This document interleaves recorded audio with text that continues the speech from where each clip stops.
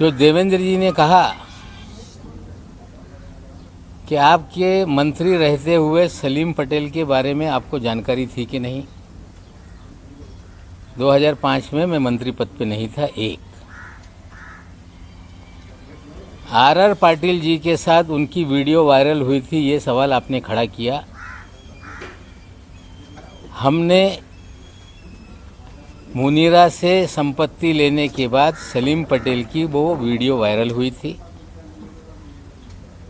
और सलीम पटेल ने उन सारे अखबार और चैनलों पे जिन लोगों ने दाऊद से उसका कनेक्शन बताया था उन पे डिफेमेशन सूट फाइल किया था। और 5 महीने पहले मैंने जानकारी ली सलीम पटेल का देहांत हो गया और सलीम पटेल ये मुनीरा का पावर ऑफ अटॉर्नी था।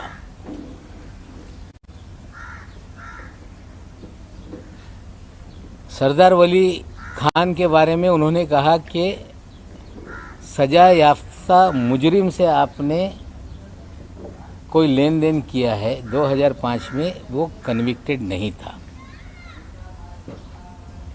जो वॉचमैन वहाँ पे था उनका लड़का था। 300 मीटर पे 7/12 पे उसने अपना नाम चढ़ा लिया था रेक्टिफिकेशन करने के लिए कोई कागज़, वो हमने उनको पैसा दिया था, ये सच्चाई है। लेकिन देवेंद्र जी ने हमें जो लड़ाई में लड़ रहा था या लड़ रहा हूँ, जो एनसीबी में निर्दोष लोगों को फंसाने का, हजारों करोड़ की उगाही करने का, कहीं ना कहीं देवेंद्र जी उसको डाइवर्ट करने का प्रयास कर रहे हैं। और सिर्फ डाइवर्ट करने का नहीं, उस अधिकारी को बचाने का प्रयास हो रहा है, क्योंकि देवेंद्र जी के उस अधिकारी के पुराने संबंध हैं। 2008 में कोई अधिकारी नौकरी पे आता है और 14 साल से मुंबई शहर छोड़ता नहीं, इसके पीछे क्या राज है? देवेंद्र जी औरों को कह रहे हैं कि अंडरवर्ल्ड कलेक्शन के लोग हैं ये, लेकिन देवेंद्र जी हम आपसे पूछना चाहते हैं कि सारे अंडरवर्ल्ड के लोग, जो अंडरवर्ल्ड कनेक्टेड लोग हैं, जो बड़े बड़े क्रिमिनल हैं, आपने मुख्यमंत्री रहते हुए उन्हें सभी लोगों को जो सरकारी कमीशन है, सरकारी बोर्ड है, उसका अध्यक्ष क्यों बनाया? मुन्ना यादव नाम का एक व्यक्ति जो नागपुर का कुख्यात गुंडा है, जिस पे हत्या से लेके सभी तरह के मामले दर्ज हैं, जो आपका राजनीतिक सारे भय पैदा करने वाला आपका साथी है, उस मुन्ना यादव को आपने कंस्ट्रक्शन वर्कर बोर्ड का अध्यक्ष बनाया था कि नहीं? क्या आपकी गंगा में मुन्ना यादव नहा के पवित्र हो गया था? आपने हैदर आजम नाम के एक आपके नेता को मौलाना आज़ाद फाइनेंस कॉरपोरेशन का अध्यक्ष बनाया था कि नहीं? क्या हैदर आजम बांग्लादेश के लोगों को मुंबई में बसाने का काम नहीं करता है? क्या हैदर आजम की दूसरी पत्नी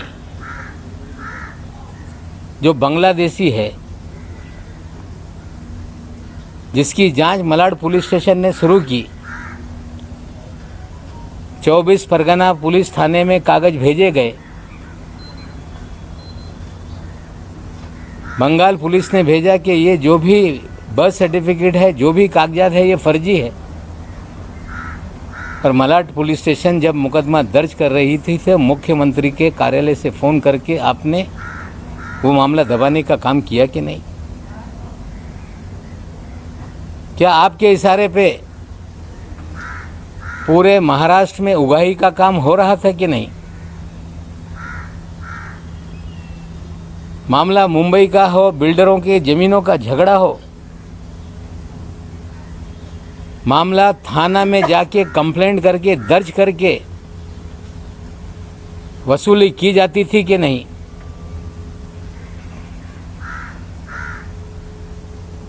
जमीन मालिकों को पकड़ के लाते थे और सारी ज़मीनें अपने नाम पे लिखा ली जाती थी, ये सच है कि नहीं? क्या आपके कार्यकाल में विदेश से लोगों को फ़ोन आते थे,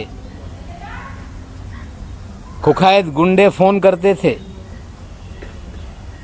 और पुलिस वाले मामला सेटल कर देते थे कि नहीं? लेकिन सबसे गंभीर आरोप मैं लगा रहा हूं देवेंद्र जी आप पे कि जब 8 नवंबर 2016 को नोटबंदी हुई, मोदी जी ने कहा कि नोटबंदी इसलिए किया जा रहा है, आतंकवाद खत्म होगा, काला धन खत्म होगा। और एक बात मोदी जी ने कही थी कि बड़े पैमाने पे जाली नोट है, उसे ख़त्म करने के लिए हम नोटबंदी का काम कर रहे हैं।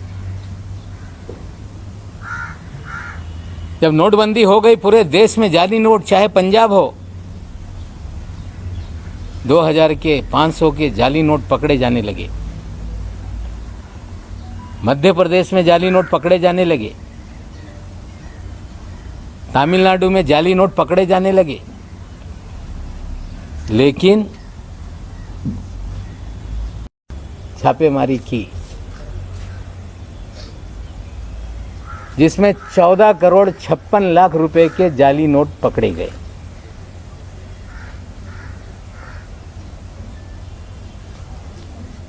और उस मामले को रफा दफा करने के लिए देवेंद्र जी ने उसमें मदद करने का काम किया।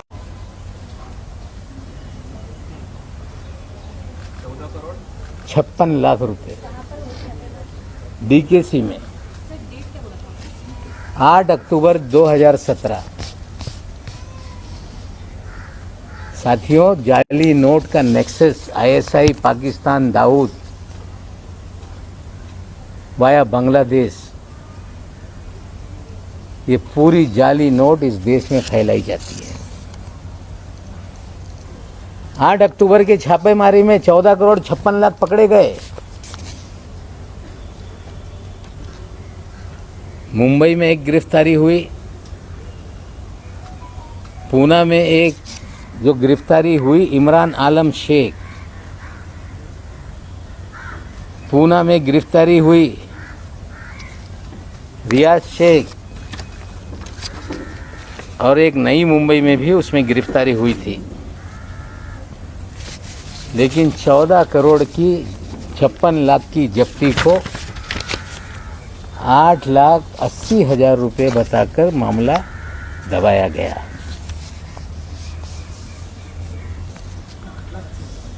8,80,000 बताकर मामला दबाया गया। पाकिस्तान की जाली नोट भारत में चले,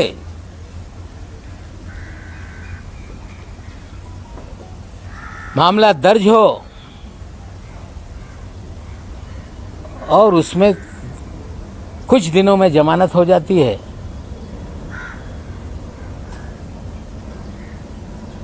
मामला एनआईए को नहीं दिया जाता।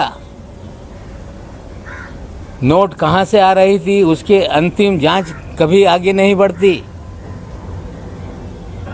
क्योंकि जो लोग ये सब जाली नोट का रैकेट चला रहे थे उन्हें कहीं ना कहीं तत्कालीन सरकार का संरक्षण था। कहानी बनाई गई कि वो तो कांग्रेस का नेता है। इस शहर में कभी भी वो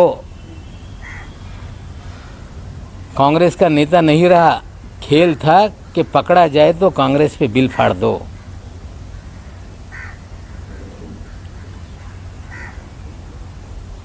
और जो आलम शेख था, इमरान आलम शेख, ये माइनॉरिटी कमीशन 6 महीने के बाद जिसको हाजी अरफात शेख को चेयरमैन बनाया गया, उसका ये छोटा भाई है। हाजी अरफात शेख, जिसे देवेंद्र जी ने दल बदल करा के अल्पसंख्यक आयोग महाराष्ट्र का चेयरमैन बनाया था, उसका ये छोटा भाई है। देवेंद्र जी, आप मुन्ना यादव को चेयरमैन बनाते हैं, कुख्यात गुंडे को, बांग्लादेशियों को इस शहर के अंदर आबाद करता है, उसको आप माइनॉरिटी मौलाना आज़ाद फाइनेंस कॉरपोरेशन का चेयरमैन बनाते हैं। और जो जाली नोट का रैकेट चलाता है, कहीं छोटे मोटे कोई कार्ड छाप लेके कांग्रेस का नेता बना देता है, रहता है किसी और पार्टी में, काम आपके लिए करता है, और बाद में आप उसे महाराष्ट्र के अल्पसंख्यक आयोग पद का अध्यक्ष बनाते हो। पूरी तरह से आपने राजनीति का क्रिमिनलाइजेशन किया। हम आपसे पूछना चाहते हैं कि रियाज भाटी कौन है?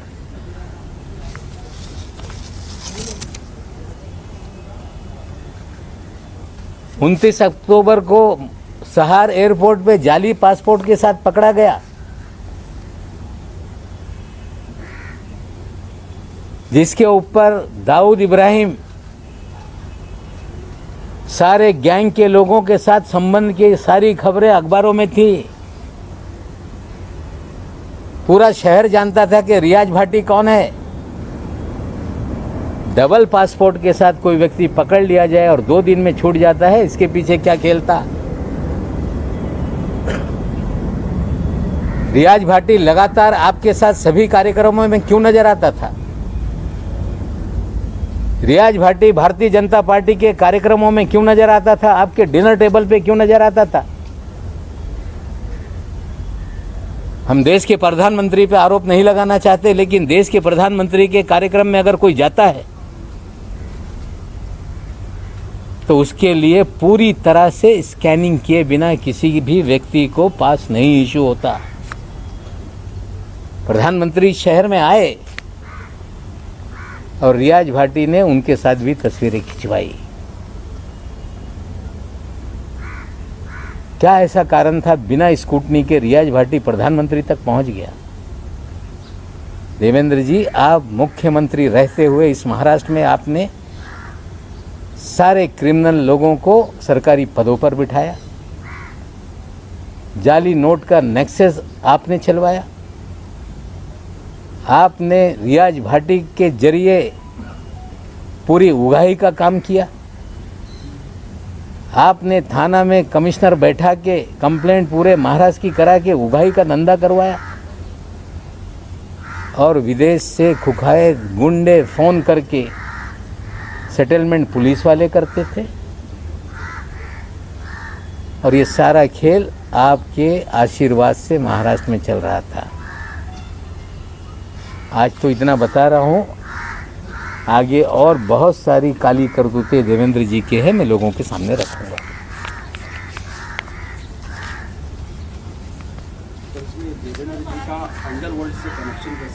रियाज भाटी उनके साथ क्यों घूमता है? 2 पासपोर्ट के साथ अगर कोई अंडरवर्ल्ड का आरोपी एयरपोर्ट पे डिटेन हो जाए तो 2 दिन में कैसे छूट जाता है? प्रधानमंत्री के कार्यक्रम में वीआईपी के पास कैसे बन जाते हैं? जाली नोट का नेक्सस चलता है, जमानत हो जाती है, पैसे कहाँ से आए, कहाँ से, उसका क्यों नहीं इन्वेस्टिगेशन किया जाता? क्या हैदर आजम की बीवी का बांग्लादेश का मामला पुलिस स्टेशन में दर्ज है कि नहीं? क्या मुन्ना यादव ये कुख्यात गुंडा है कि नहीं? हम तो सवाल देवेंद्र जी से पूछना चाहते हैं, इसका जवाब आप दें। अगर ये झूठ है तो बताएं कि नवाब मलिक मुन्ना यादव के बारे में झूठ बोल रहा है। तो सवाल तो आप पूछ रहे हैं, लेकिन महाराष्ट्र में फिलहाल आपकी अलायंस वाली सरकार है, होम मिनिस्ट्री एनसीपी के पास में। रियाज भाटी फरार है, मुन्ना यादव पे मुकदमे हैं, जाली नोट का मामला डीआरआई का है। जो एजेंसियां केंद्र की काम करती है उनसे हम सवाल खड़ा कर रहे हैं कि इसको फिर से देखो। ये जाली नोट का नेक्सस पाकिस्तान से कैसे लिंक है ये भी देखना पड़ेगा। पार्टी का किस अंडरवर्ल्ड से संबंध है? मामले में पाकिस्तान का कोई लिंक एस्टैब्लिश हुआ था जिसका आप आरोप लगा रहे हैं, और कौन से बेसिस पे आरोप लगा रहे हैं कि मामला रफा दफा किया गया? जब 14 करोड़ 56 लाख पकड़े गए, जाली नोट का मामला था, तो क्या ऐसा हो गया कि जमानत हो गई तुरंत? क्या ऐसा था कि जांच आगे नहीं बढ़ी? और जिसको पकड़ा था उसके भाई को आपने अल्पसंख्यक आयोग का अध्यक्ष क्यों बनाया? और ये योगायोग है